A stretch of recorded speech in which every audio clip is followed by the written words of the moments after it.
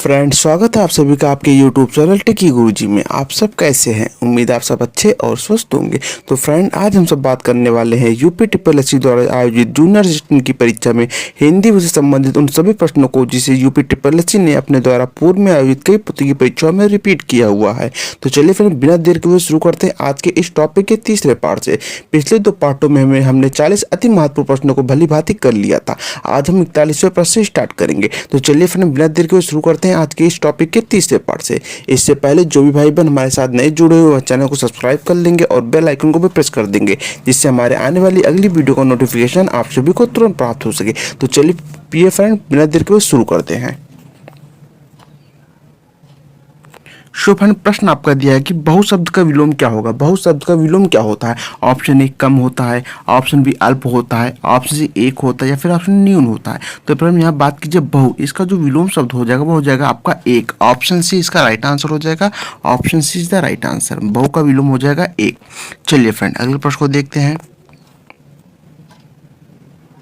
So friend, अगला प्रश्न आपका दिया, सूर्य का पर्यायवाची शब्द क्या होगा। मोस्ट इंपॉर्टेंट प्रश्न है, इस पर आप डबल स्टार जरूर लगाइएगा क्योंकि ये कई बार रिपीट हुआ है। बात कीजिए सूर्य का पर्यायवाची शब्द क्या है, तो सूर्य का पर्यायवाची शब्द क्या हो जाएगा। ऑप्शन ए रवि है, ऑप्शन बी चंद्र है, ऑप्शन सी धरा है या फिर ऑप्शन डी जल है। तो फ्रेंड, बात कीजिए सूर्य के पर्यायवाची शब्द की, इसका जो पर्यायवाची हो जाएगा वो हो जाएगा आपका रवि। ऑप्शन ए इसका राइट आंसर हो जाएगा। और इसका एक पर्यायवाची मित्र भी होता है। क्या होता है? इसका एक पर्यायवाची मित्र भी होता है। इसको आप अच्छे से देख लीजिएगा क्योंकि यही कई बार पूछ लिया गया है ऑप्शन में। चलिए फ्रेंड, अगले प्रश्न को देखते हैं। शोभन, अगला प्रश्न आपको दिया, तेल देखो तेल की धार देखो। मुहावरे का अर्थ है, अर्थात एक मुहावरा है जिससे जो मुहावरा है जो कि है इस प्रकार के, तेल देखो या तेल की धार देखो। इस मुहावरे का अर्थ क्या है? ऑप्शन ए सतर्क रहो, ऑप्शन बी तेल खरीदो, ऑप्शन सी तेल बहाओ या फिर ऑप्शन डी समय खराब मत करो। तो फ्रेंड, बात कीजिए तेल देखो या तेल की धार देखो, इस मुहावरे का यहाँ पर जो सटीक अर्थ है वह है आपका सतर्क रहना। ऑप्शन ए इसका राइट आंसर हो जाएगा, सतर्क रहना। Option A is the right answer. चलिए फ्रेंड, अगले प्रश्न को देखते हैं। शोभन, बात कीजिए अगले प्रश्न की। अगला प्रश्न आपको दिया, नीलकंठ किस अलंकार का उदाहरण है। बात कीजिए यहाँ पर नीलकंठ किस अलंकार का उदाहरण है। ऑप्शन ए यमक अलंकार का है, ऑप्शन बी उपमा अलंकार का है, ऑप्शन बहुब्री अलंकार बहुब्री समास है, ऑप्शन डी रूपक अलंकार है। तो फ्रेंड, यहाँ बात की जाए नीलकंठ किस अलंकार का है, तो बात की जाए नीलकंठ, तो नीलकंठ में जो अलंकार हो जाएगा वह हो जाएगा आपका श्लेष अलंकार। कौन सा अलंकार हो जाएगा? श्लेष अलंकार। लेकिन अगर यहाँ पर समास की बात की गई होती तब यहाँ पर कौन सा बहुब्री समास होता। कौन सा समास होता? बहुब्री समास होता। लेकिन यहाँ पर अलंकार की बात की गई, किसकी? यहाँ पर बात की है अलंकार की। तो यहाँ पर कौन सा अलंकार होगा? यहाँ पर अलंकार हो जाएगा आपका श्लेष अलंकार। कौन सा अलंकार? श्लेष अलंकार।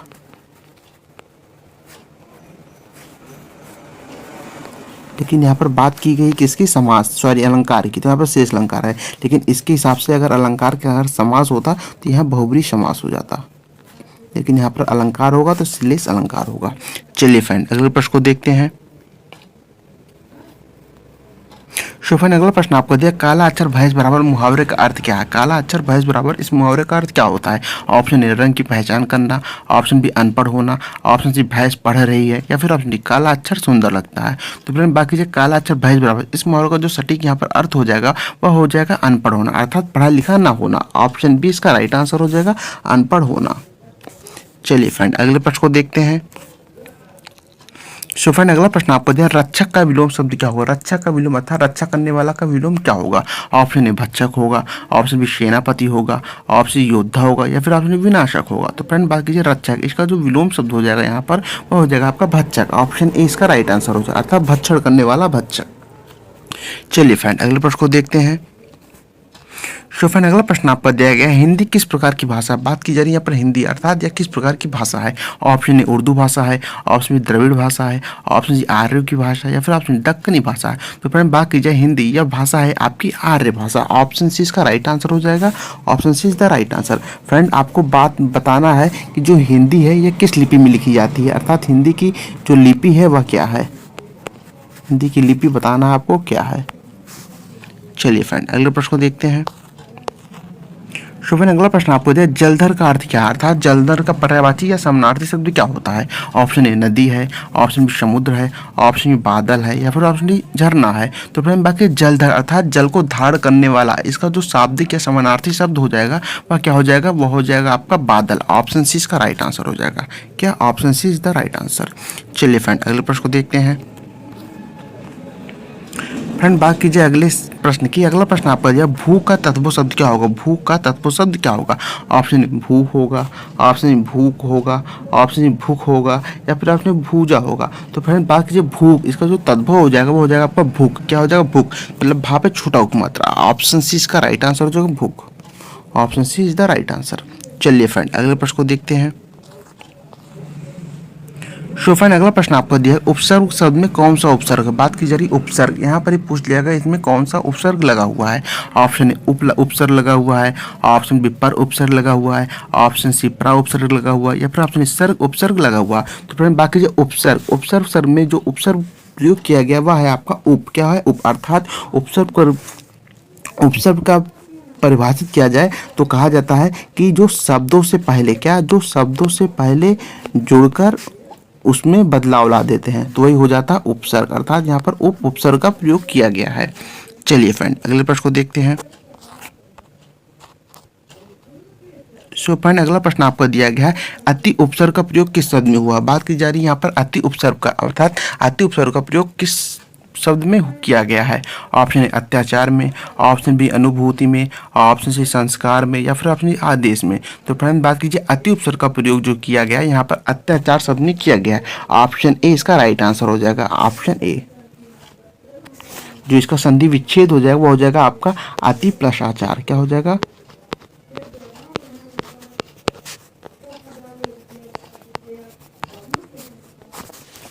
चलिए फ्रेंड अगले प्रश्न को देखते हैं। सो फ्रेंड अगला प्रश्न आपको दिया गया, शब्द बोलना चाहिए वाक्य का प्रकार है। शब्द बोलना चाहिए या किस प्रकार का वाक्य है। ऑप्शन आज्ञार्थक वाक्य है, ऑप्शन इच्छार्थक वाक्य है, ऑप्शन विधानार्थक वाक्य है, या फिर ऑप्शन डी अनिश्चित वाक्य है। तो फ्रेंड यहाँ बात कीजिए शब्द बोलना चाहिए, यहाँ पर जो वाक्य प्रकार है वह आपका विधानार्थक प्रकार। क्या हो, विधानार्थक, अर्थात ऑप्शन सी इसका राइट आंसर हो जाएगा। और फ्रेंड आप सब कमेंट करके बताएंगे कि विधानार्थक वाक्य किससे कहते किसे हैं। चलिए फ्रेंड अगले प्रश्न को देखते हैं। अगला प्रश्न आपको दिया कि अंतरिक्ष का पर्यायवाची शब्द क्या है। अंतरिक्ष का पर्यायवाची या समानार्थी शब्द क्या होता है। ऑप्शन ए नभ होता है, ऑप्शन बी पृथ्वी होता है, ऑप्शन जल होता है, या फिर ऑप्शन तारा होता है। तो फ्रेंड बाकी जी अंतरिक्ष, इसका जो पर्यायवाची शब्द यहाँ पर हो जाएगा वो हो जाएगा आपका नभ। ऑप्शन ए इसका राइट आंसर हो जाएगा, नभ। क्या हो जाएगा, नभ। Option A is the right answer. चलिए फ्रेंड अगले प्रश्न को देखते हैं।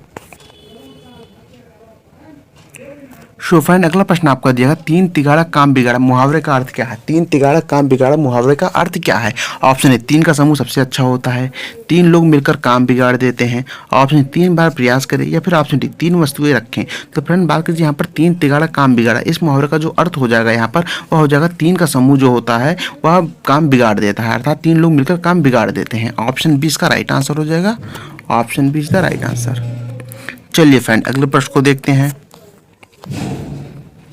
सो फ्रेंड अगला प्रश्न आपको दिया, परिश्रम से सफलता मिलती है वाक्य में क्रिया है। परिश्रम से सफलता मिलती है इस वाक्य में कौन से का शब्द क्रिया है। ऑप्शन ए परिश्रम है, ऑप्शन बी सफलता है, ऑप्शन ए मिलती है, या फिर ऑप्शन ए शे। तो फ्रेंड बात कीजिए परिश्रम से सफलता मिलती, इस वाक्य में जो क्रिया शब्द का प्रयोग किया गया है वह है आपका मिलती है। ऑप्शन सी इसका राइट आंसर हो जाएगा। चलिए फ्रेंड अगले प्रश्न को देखते हैं। सो फ्रेंड अगला प्रश्न आपका अगली प्रश्न की बात की जाए तो अगला प्रश्न आपका दिया गया है, निशाचर शब्द का अर्थ। निशाचर शब्द का अर्थ क्या है। इस पर भी आप डबल स्टार जरूर लगा लीजिएगा क्योंकि कई बार प्रतियोगी परीक्षाओं में पूछा गया है। निशाचर शब्द का अर्थ क्या है। ऑप्शन ए दिन में चलने वाला, ऑप्शन बी रात में चलने वाला, ऑप्शन सी पक्षी, या फिर ऑप्शन डी जानवर। तो फ्रेंड बात कीजिए निशाचर, इस शब्द का यहाँ पर अर्थ हो जाएगा रात में चलने वाला। ऑप्शन बी इसका राइट आंसर हो जाएगा, निशाचर रात में चलने वाला अर्थात रात में विचरण करने वाला। चलिए फ्रेंड अगले प्रश्न को देखते हैं।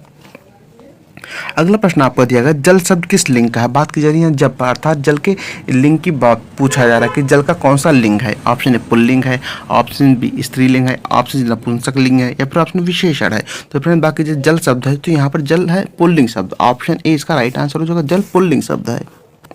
चलिए फ्रेंड अगले प्रश्न को देखते हैं। सो फ्रेंड अगला प्रश्न आपका दिया गया है कि कलम शब्द किस लिंग का है। कलम शब्द किस लिंग का है? ऑप्शन ए पुल्लिंग है, ऑप्शन बी स्त्रीलिंग है, ऑप्शन नपुंसक लिंग है या फिर ऑप्शन द्विलिंग है। तो फ्रेंड बाकी जो कलम शब्द, यहाँ पर कलम शब्द स्त्रीलिंग है। ऑप्शन बी इसका राइट आंसर हो जाएगा। चलिए फ्रेंड अगले प्रश्न को देखते हैं। अगला प्रश्न आपको दिया श्रद्धा का विलोम क्या है। श्रद्धा का विलोम क्या है? ऑप्शन ए घृणा है, ऑप्शन संदेह है, ऑप्शन विश्वास है या फिर ऑप्शन डी मोह है। तो फ्रेंड बाकी जो संध्या, इसका जो विलोम शब्द हो जाएगा वह क्या हो जाएगा? ऑप्शन ए घृणा, ऑप्शन बी संदेह, ऑप्शन सी विश्वास या फिर ऑप्शन डी मोह। तो फ्रेंड बात की जाए श्रद्धा का विलोम शब्द, श्रद्धा का विलोम शब्द यहाँ पर हो जाएगा आपका विश्वास, सॉरी क्या हो जाएगा आपका, ये आपको हो जाएगा संदेह। ऑप्शन बी इसका राइट आंसर हो जाएगा संदेह। Option B is the right answer. चलिए फ्रेंड अगले प्रश्न को और इस सीरीज के आखिरी प्रश्न को भी देखते हैं।